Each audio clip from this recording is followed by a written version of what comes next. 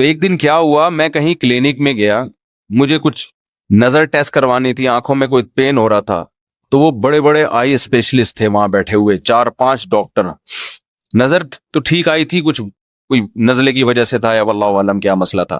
تو وہ 4 ڈاکٹر بیٹھ کے باتیں کر رہے تھے کہ یار ادھر فلاں جگہ جو ہے ایک ویکینسی ہے، اس میں اتنے ہزار روپے تنخواہ، اور فلاں جگہ اتنے ہزار روپے، فلاں جگہ نا پیسوں کی نا کروڑ لاکھوں ہزاروں کی باتیں ہو رہی تھی. میں 15 منٹ بیٹھا تو مسلسل یہی باتیں، یعنی پیسے سے بات شروع اور پیسے پہ ختم.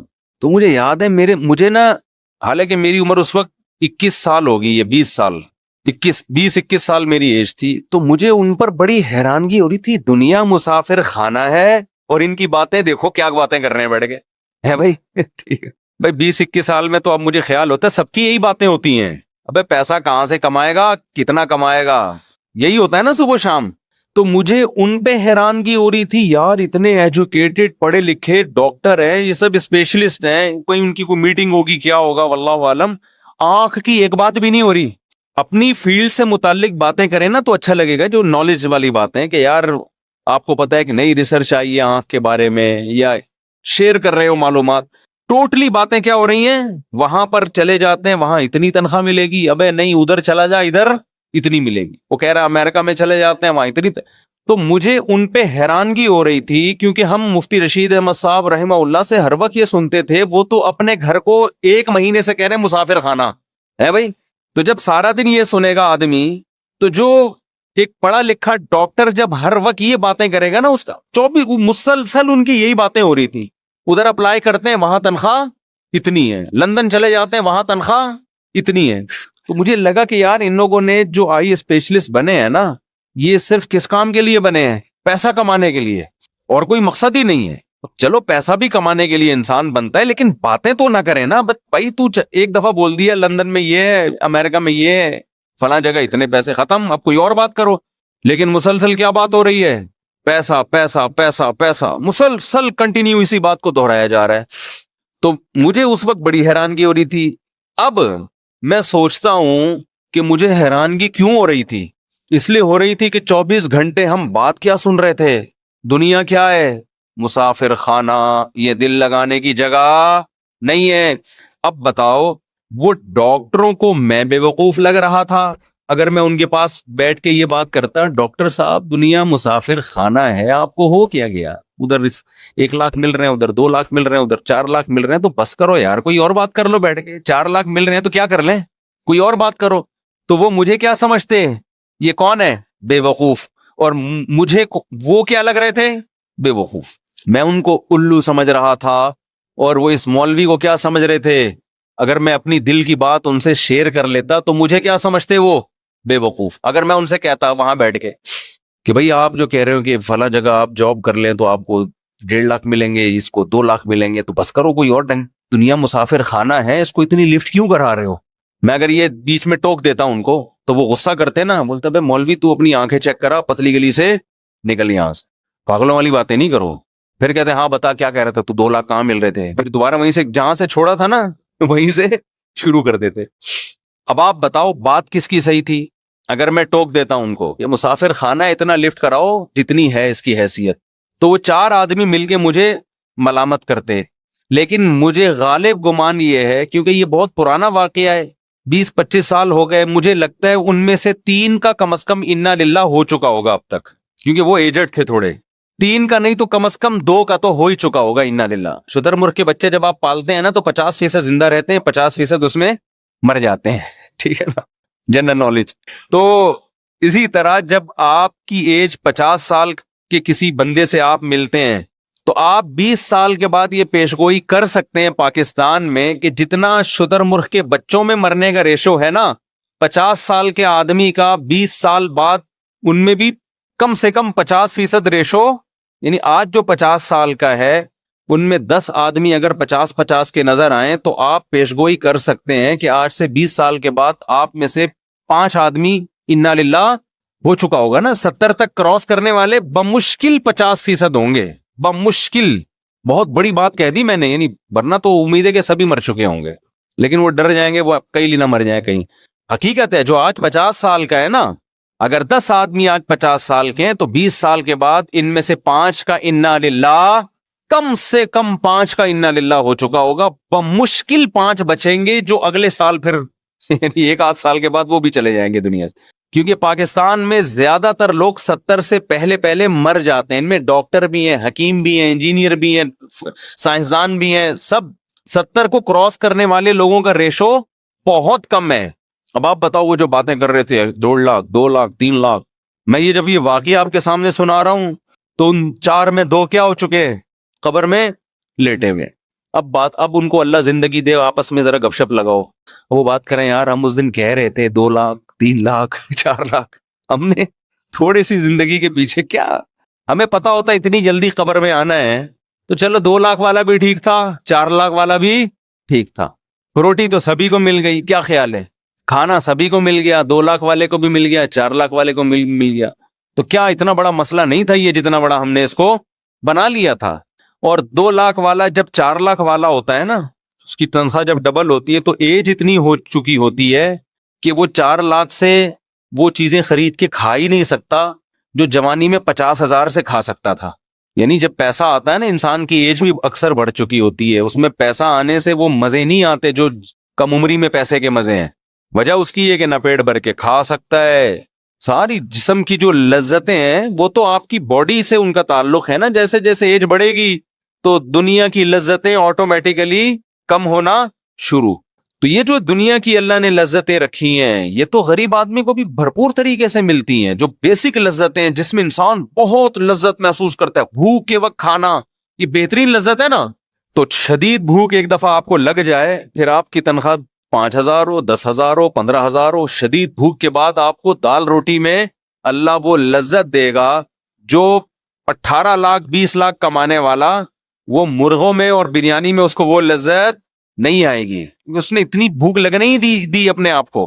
تو یہ لذتیں تو شدید نیند جب آ رہی ہو تو فٹ پاتھ پہ سونے کا مزہ اور گدے پہ سونے کا مزہ برابر ہو جاتا ہے. تو اس لیے میں یہ عرض کر رہا ہوں، چونکہ ہم سارا دن لوگوں سے ملتے ہیں اور مختلف فیلڈ کے لوگوں سے، یونیورسٹیوں میں پروفیسروں سے، ہماری یونیورسٹی کے جو لوگ ہیں ان کو پروفیسر پڑھا رہے ہوتے ہیں، پروفیسر کوئی سائنٹسٹ ہوتا ہے وہ سائنس کی چیزیں پڑھا رہا ہوتا ہے، وہ اس کے ٹاپک میں قبر اور آخرت نہیں ہوتی. تو اس کا نتیجہ کیا نکلتا ہے، آہستہ آہستہ آہستہ جب ایک دن ایک بات سنے گا، 2 دن سنے گا، 3 دن، 10 سال 15 سال 20 سال 30 سال ایک جیسے ٹاپک سن کے، اور جن کا سب کا تعلق دنیا سے ہے، تو دنیا ہی اس کے دماغ میں ٹھسے گی کہ نہیں ٹھسے گی. اس لیے پھر اس کو یہ باتیں کہ موت کے بعد حساب ہے، ہم آئے آخرت کے لیے، یہ باتیں عجیب سی لگتی ہیں اس کو. تو جو باتیں بار بار سنتا ہے نا اس سے متاثر ہوتا ہے. میں یہ بات بتا رہا تھا، وہ اکثر میں اس پہ ایک چٹکلا بھی سناتا ہوں. ایک گاؤں میں ایک بندہ تھا، اس کو کسی نے جا کے کہا کہ تو یہاں بیٹھ کے کیا کر رہا ہے، تجھے پتا نہیں ہے تیری بیوی بیوہ ہو گئی ہے، تو گھر جا. اس نے کہا کمبخت میں زندہ ہوں تو میری بیوی بیوہ کیسے ہو گئی، میری بیوی بیوہ کیسے ہو گئی. وہ چلا گیا بندہ. اتنے میں دوسرا بندہ آیا، کہنے لگا یار تو یہاں گاؤں میں بیٹھا ہوا کنواں کھود رہا ہے، نہر بنا رہا ہے، تجھے پتہ ہی نہیں کمبخت ادھر تیری بیوی کیا ہو گئی ہے، بیوہ.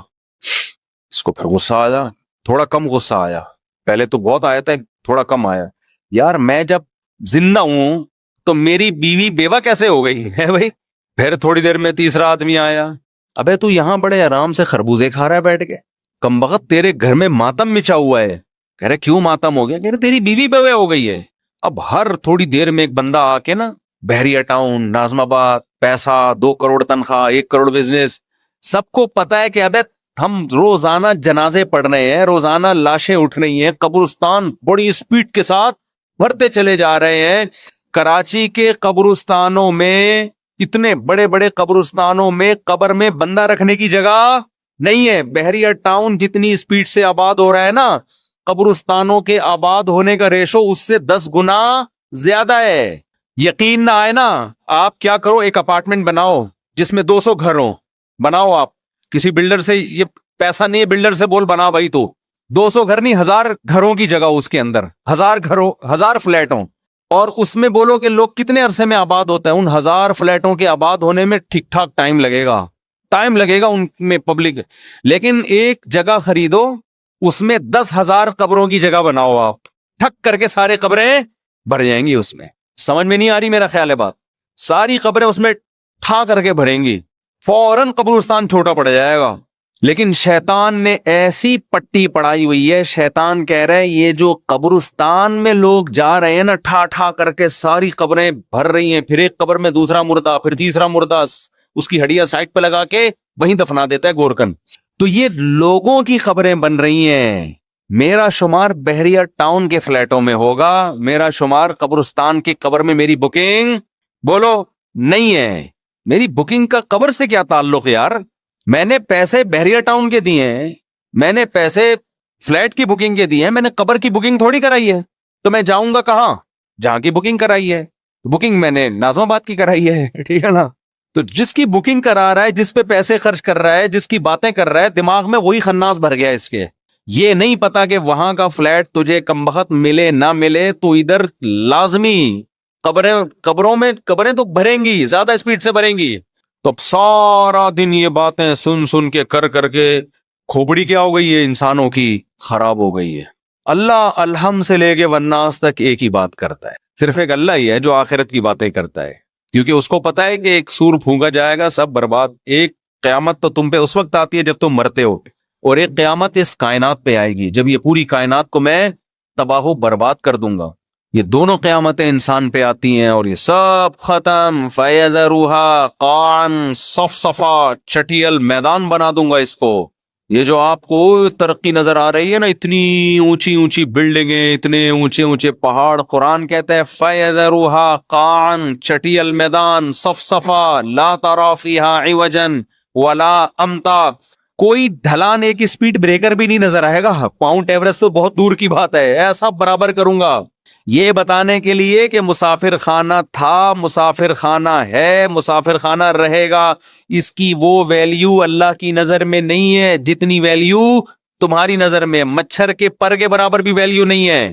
اور اس مچھر کے پر پہ کیسا دل آ رہا ہے, کیسا ہر وقت. میں حیران ہوتا ہوں نا جب مجھے کوئی 80 سال کا بوڑھا بتا رہا ہوتا ہے, غیبت اس لیے نہیں, آپ کو کیا پتا کہ کس کی بات ہو رہی, وہ بتا رہا ہوتا ہے کاروبار میں لاس ہو گیا, بڑا مسئلہ ہو گیا ہے, کیا کریں, میں ٹینشن میں ہوں. مجھے خیال ہوتا ہے میں ان سے بولے, آپ کے کاروبار میں فائدہ بھی ہونے سے آپ کو کیا ملے گا, لاس ہونے سے آپ کو کیا ملے گا. حضرت غریبی کے ان ایام کو غنیمت سمجھیں, غریبی کے ان ایام کو کیا کرنا ہے کاروبار میں, آپ کو آپ کے مطلب کی روٹی ملتی رہے گی. اب اس عمر میں کتنا کھا لو گے, بستر چاہیے ایک کونے میں رہنے کے لیے, بس کافی ہے. بعض بوڑھی عورتیں پریشان ہوتی ہیں, 80 سال کی 75 سال کی خاتون مجھ سے ملی, پرانی بات ہے, 75-80 سال کی تو ہوں گی وہ. بیٹا لاس ہو گیا بزنس میں, کاروبار میں, ہمیں ٹینشن ہو رہی ہے, بہت پریشانی, میرے بچوں کا بزنس کا لاس ہو گیا نا. تو بچوں کو اتنی ٹینشن میں نے دیکھا نہیں ہو رہی تھی, جو بچے تھے نا وہ کہہ رہے تھے ہو گیا, اب کیا کریں, دوبارہ سے کوشش کرتے ہیں. اماں کو ٹینشن ہو رہی ہے, 75 سے 80 سال کی اماں ہیں, ان کو کیا ہو رہی ہے ٹینشن. شو مارنے کے لیے نہیں کہہ رہا, صرف تحدیث میں نعمت کے طور پہ کہہ رہا ہوں کہ دین کی کتنی برکتیں ہوتی ہیں. تو جب کوئی ایسی بوڑھی عورت خاتون رہتی ہے نا جو کہتی ہوتی اتنی کاروبار کا لاس ہو گیا, تو مجھے اپنی دادی یاد آتی ہیں اور اپنی والدہ یاد آتی ہیں. یار ہماری والدہ کبھی بڑھاپا ہم نے دیکھا ہے, ہم نے کبھی نہ ان کو پیسوں کی اس طرح باتیں کرتے ہوئے دیکھا. اپنی دادی کو تو سوالی ان کی عمر تو 80 سال تھی, انہیں تو اس سے کوئی غرض ہی نہیں تھا کہ میرے بیٹوں میں کس کی کتنی تنخواہ ہے بھائی, کون کتنا کما رہا ہے. ان کو تو اپنا ایک مسلح بچھا ہوا تھا, ایک تخت تھا ہماری دادی کا نا, ایک تخت تھا, اس کے اوپر کئی تہیں بچھی ہوئی تھی, ہر تہ کے نیچے کچھ رکھا ہوا ہوتا تھا پرانا, جو جہیز میں ان کو کسی زمانے میں ملا تھا, پرانی باقیات. وہ جو ایک تخت تھا نا ہماری دادی کا, اس میں ایک پاندان تھا جو جہیز میں ان کو ملا تھا قبل مسیح پاندان. وہ پاندان کھلتا تھا, اس میں ایک چھوٹا سا کتھا چونا اور پان, وہ بنا کے ہر تھوڑی دیر کے بعد وہ ایک میں تمباکو. ان کو اس کی فکر تھی بھائی یہ چونا پورا ہے کہ نہیں ہے, کتھا ختم تو نہیں ہو گیا, باڑ میں جائے, اس کی کتنی تنخواہ, اس کا کیا بزنس, پوچھتی بھی نہیں تھی, ان کو دلچسپی نہیں تھی. وجہ کیا ہے, دنیا جو زندگی انہوں نے گزاری وہ دولت کی باتوں میں نہیں, ہر وقت ہاتھ میں تسبیح, شوال کے 6 روزے, ایام 20 کے روزے, نفلی روزے, تلاوت قرآن, کیا پرواہ کہ کون کتنا کما رہا ہے. ان کو یہ تھا کہ بھئی میرے بچے جتنا بھی کما رہے ہیں پوتے, میرے خرچے الحمدللہ وہ پورے کر رہے ہیں, تو میرا کیا خرچہ ہے بھائی, مجھے ایک جگہ چاہیے, ٹھکانہ چاہیے, مجھے یہ کمرہ ملا ہوا ہے, یہ تخت ملا ہوا ہے, یہ مصلی ہے, یہ اللہ اور یہ میں، ٹھیک ہے نا. صبح مجھے ناشتہ مل جاتا ہے، بچے ناشتہ، بہویں ناشتہ بنا کے دے دیتی ہیں، دوپہر مجھے ٹائم پہ کھانا مل جاتا ہے، تو بس تھوڑی دیر آرام کی. اور ایک ڈرامہ دیکھنے کا اللہ معاف فرمائے ان کو بہت شوق تھا. ہم دادی سے کہتے تھے اتنے اچھے اعمال ہیں اس میں سے ڈرامہ تو نکالو. وہ پڑوسیوں کے ہاں جاتی تھی پرانے زمانے کے ڈرامے دیکھنے کے لیے. بس یہ انٹرٹینمنٹ کی ایک چیز تھی ان کے پاس، ٹھیک ہے نا، اللہ مغفرت فرمائے. دیکھنا نہیں چاہیے تھا لیکن یہ تھا. اور دوپٹہ اوڑھ کے پورا اس تمیز سے جا کے نا تسبیح ہاتھ میں لے کے ڈرامہ دیکھ رہی ہو. اچھا، اس زمانے کے ڈرامے بھی ایسے بےہودہ نہیں تھے جیسے آج آ رہے ہیں. اور ڈرامے کو فل انجوائے کرتی تھی وہ. ایسا لگتا تھا کہ یہ ٹی وی کے اندر حقیقت میں لے جا کے ان کو بٹھا دیا ہے. جیسے کسی نے ڈرامے میں بیوی کو تھپڑ مار دیا، ہائے بیچاری کو اتنی زور سے تھپڑ مار دیا، ہائے، رو رہی ہوتی تھی، آنسو ٹپک رہے ہوتے تھے. ہم کہتے تھے یہ سچی مچی میں نہیں ہو رہا. سادہ لوگ تھے نا، سیدھے لوگ تھے. ہم کہتے ہیں یہ اوریجنل میں نہیں ہے، اتنا کیوں جذباتی ہو رہی ہو آپ. تو ہمارے ابا نے تو گھر میں ٹی وی رکھا ہی نہیں نا، تو وہ پڑوس میں جا کے دیکھتی تھی. تو وہ ڈرامہ دیکھا اور تسبیح اللہ صلی اللہ علیہ وسلم بھی چل رہا ہے، وہ اپنی تسبیحات کا معمول بھی، بس یہ ایک چیز. تو نہ تو دنیا سے محبت نہیں تھی، بتانا میں یہ چاہ رہا ہوں. پیسوں سے محبت نہیں، بیٹا کما رہا ہے نہیں کما رہا، چھوڑو بھائی، ہم نے زندگی گزار لی، اللہ اللہ کرو، بس ہمارے بیسک خرچے پورے ہو رہے ہیں، بس اس میں خوش تھی. ہماری والدہ کا بھی ایسا ہی تھا. ہماری والدہ کا تو اللہ معاف فرمائے ایسا تھا کہ قرضے لے لے کے دوسروں پہ خرچ کرو.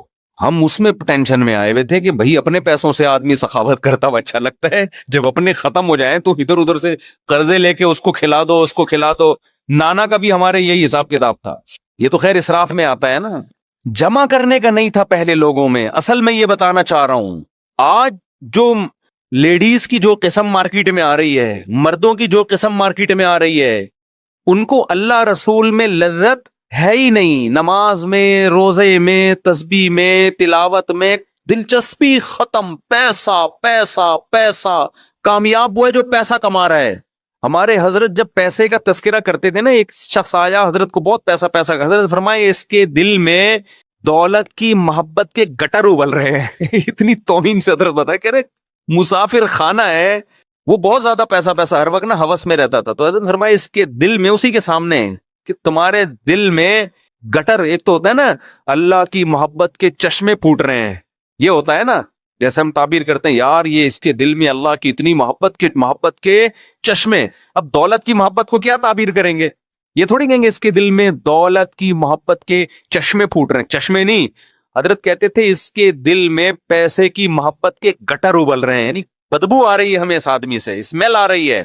تو ہمیں دنیا کے 2 ٹکے کی اس کو ویلیو نہیں دینی ہے. دنیا کو سمجھ رہے ہیں، 2 ٹکے کی چیز نہیں ہے. کوئی زیادہ باتیں کر رہا ہوں، بولے تو اسمیل آ رہی ہے بھائی تیرے اندر سے. مسافر خانہ ہے، اتنا کیوں دل لگا رہے ہیں، اتنا کیوں مر رہے ہیں؟ جیسے بچے کھلونوں پہ مر رہے ہوتے ہیں نا، تو بچہ ہے وہ تو بے وقوف ہے، تو بڑا ہو گیا. اور یہی چیز کو مسلط کر لیا ہے. پہلے جو ہے نا انگریزوں میں اب بھی ہوتا ہے، جب ان کے ہاں شادی ہوتی ہے نا، مجھے کسی نے انگریزوں کی شادی کا کلپ بھیجا، اس میں وہ انگلش میں جو عیسائی لوگ شادی کرتے ہیں نا، اس میں ہم لوگ تو سادہ نکاح پڑھا ہے نا، قبول ہے قبول ہے، جلوے نکل لے یہاں سے.